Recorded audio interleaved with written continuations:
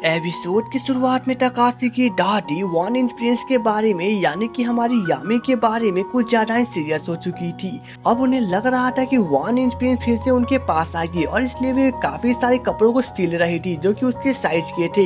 यह देख के तो तकाशी की मॉम यामी की मॉम को बता रही थी कि न जाने क्यों उन्हें लगता है कि कोई वन इंच प्रिंस है जो कि यहाँ पे आई हुई थी। और तकाशी तो चुपचाप यह सब सुन रहा था क्योंकि वो ना तो इसके बारे में किसी को बता सकता है और न ही सभी के सामने यामी को ला सकता है। लेकिन यामी यह सब देखकर काफी ज्यादा ही कंफ्यूज हो रही थी। बाद में जब तकाशी स्कूल जाने लगता है तो यामी उसे रिक्वेस्ट करती है कि वो भी उसके साथ चलेगी, लेकिन तकाशी मना कर देता है क्योंकि पिछली बार रिकू ने यामी को देख लिया था और हो सकता है तो रिकू फिर से ट्राई करेगा देखने के लिए और इसलिए तकाशी यामी को नहीं ले जाता है। बट स्कूल में तो यहाँ पर रिकू और होरिकी किसी और मैटर के बारे में बातें कर रहे थे। दरअसल ये दोनों यामी को लेकर काफी ज्यादा ही परेशान थे कि वो किस हालात में होगी और वो कैसे अपनी प्रैक्टिस को कर रही होगी। और तब यहाँ पे ये दोनों अब फैसला करते हैं कि ये दोनों अब यामी की मॉम डैड से जाके इसके बारे में बातें करेंगे ताकि उन्हें पता चले कि यामी कहाँ पर है और कैसी है। बट यहाँ पर हमारा तकाशी चुपचाप इस बात को सुन रहा था क्योंकि वो यहाँ पर भी कुछ नहीं कर सकता है।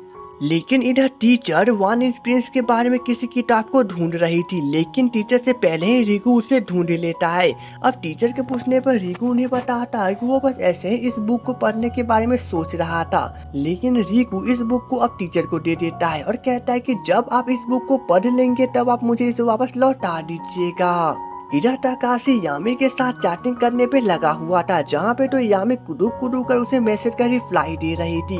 बट यहाँ पे अचानक से दादी कमरे में एंटर कर जाती है और इसी के कारण यामी वहाँ पे छुप जाती है। बट इससे भी कोई फर्क नहीं पड़ता है क्योंकि दादी आखिरकार यामी को ढूंढ ही लेती है। अब दादी यामी को काफी सारी ड्रेस ट्राई करने के लिए देती है, जहाँ पे सभी ड्रेस तो यामी को पूरी तरह से फिट हो जाती हैं और यह सब देखकर यामी बहुत खुश हो जाती है। लेकिन तभी दादी को डोरबेल की आवाज सुनाई देती है। जब दादी जाके चेक करती है तो वहाँ पर तकाशी की मॉम आई हुई थी। अब यहाँ पे तकाशी की मॉम उन्हें बताती है कि यामी जब से गई है तब से उन्हें घर में मन नहीं लग रहा है और इसलिए वे लोग इस बार अपने शादी की सालगिरह भी नहीं मनाने के बारे में सोच रहे हैं, जो कि आज शाम को ही है। इस पर दादी उन्हें कुछ भी जवाब नहीं दे पाती है। बट यहाँ पर यामी यह सब सुनकर काफी उदास हो जाती है कि आखिर उसकी मॉम उसके बारे में कितना फिक्र करती है। लेकिन यहाँ पे हमारा तकाशी थोड़ा सा परेशान हो जाता है क्योंकि यामी उसे किसी भी मैसेज का रिप्लाई नहीं दे रही थी और वो भागते हुए घर पे आता है, जहाँ पे वो यामी को ढूंढने की पूरी कोशिश करता है। बट यामी उसके कमरे में नहीं थी और तब वो यामी को ढूंढने के लिए उसके डैड के कॉफी कैब में जाती है, जहाँ पे पहले से ही रिकू और होरिकी उसके डैड से बातें करने के लिए आए हुए थे। अब यहाँ पे तकाशी छुपते हुए किसी प्रकार से यामी को ढूंढने की कोशिश करता है बट उसे नहीं मिलता है।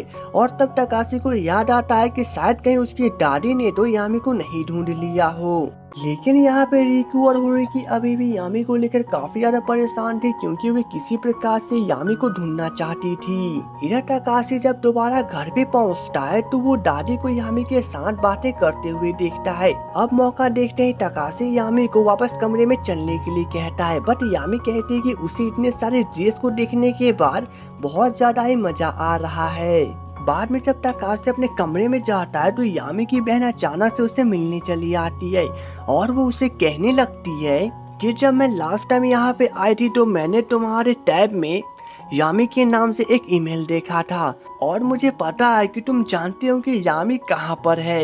अब तकाशी यहाँ पे मना भी करता है, लेकिन यामी की बहन उसे बार बार रिक्वेस्ट करने लगती है क्योंकि उसे पूरा विश्वास हो चुका था कि तकाशी जानता है कि यामी कहाँ पर है। अब बार बार रिक्वेस्ट करने के कारण तकाशी आखिरकार यामी की बहन से झूठ बोल देता है कि मैं इसके बारे में तुम्हें नहीं बता सकता क्योंकि यामी ने मुझे बताने के लिए मना किया है। लेकिन यामी जहाँ पर भी है वो पूरी तरह से ही सेफ है। इस जवाब पे यामी की बहन थोड़ी सी राहत भरी सांस लेती है और वो तकाशी से कहती है कि मुझे लगता है कि तुम्हारे और यामी के बीच में जरूर फ्रेंड वाली रिलेशनशिप है। अगर हो सके तो इससे इसी प्रकार से मेंटेन रखना क्योंकि मैं भी तुम्हें पसंद करती हूँ। अब इतना सुनने के बाद तो तकाशी बहुत ज्यादा ही शॉक्ड हो जाता है, बट यामी की बहन यह कहकर ही वहाँ से चली जाती है। लेकिन हमारे तकाशी की तो यहाँ पे हालत ही खराब हो जाती है। थोड़ी देर के बाद यामी तकाशी को अपनी मॉम एंड डैड वाली प्रॉब्लम के बारे में बता देता है और इसलिए यामी अपनी मॉम डैड को कॉल करके उनसे कहती है कि उसे पता है कि वे दोनों आज के दिन उसके बारे में बहुत ज्यादा ही चिंता कर रहे होंगे, लेकिन वो उसकी विश्वास करे कि वो टोक्यो में पूरी तरह से ठीक है और वो अपने डांसिंग के ऊपर पूरी तरह से फोकस कर रही है और आज के दिन वे लोग एक दूसरे से दूर ना रहे क्योंकि आज उनका सालगिरह है जो कि साल में एक ही बार आता है। यामी के डैड यामी के मुंह से इतनी सारी बातों के सुनने के बाद वे पूरी तरह से भावुक हो जाते हैं और वे पार्टी करने के बारे में फैसला कर लेते हैं और वे उसी वक्त यामी को मॉम को फूलों का गुलदस्ता देते हुए कहते हैं कि आज वो उससे बिल्कुल भी नाराज ना रहे क्योंकि ये दिन साल में एक बार आता है और वे चाहते हैं कि वे इस दिन को पूरी तरह से सेलिब्रेट करें।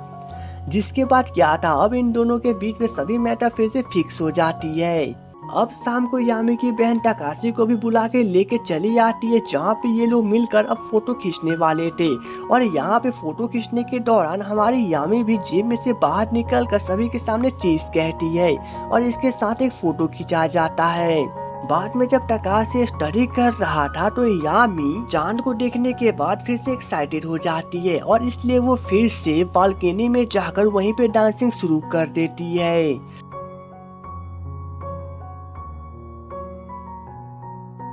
लेकिन यहाँ पर यामी की बहन अभी भी यामी को लेकर परेशान थी क्योंकि उसे अपनी बहन के बारे में बहुत ज्यादा ही फिक्र थी और इसी के दौरान वो अचानक से यामी को बालकनी में डांसिंग करते हुए देख लेती है, जिसके बाद तो इसका रिएक्शन कुछ ऐसा था और इसी के साथ इस एपिसोड की एंडिंग हो जाती है। तो दोस्तों उम्मीद है आपको मेरा एक्सप्लेनेशन अच्छा लगा हो तो प्लीज वीडियो को लाइक और चैनल को सब्सक्राइब कर दे। तो चलिए दोस्तों मिलेंगे अब नेक्स्ट वीडियो में, तब तक के लिए goodbye and take care.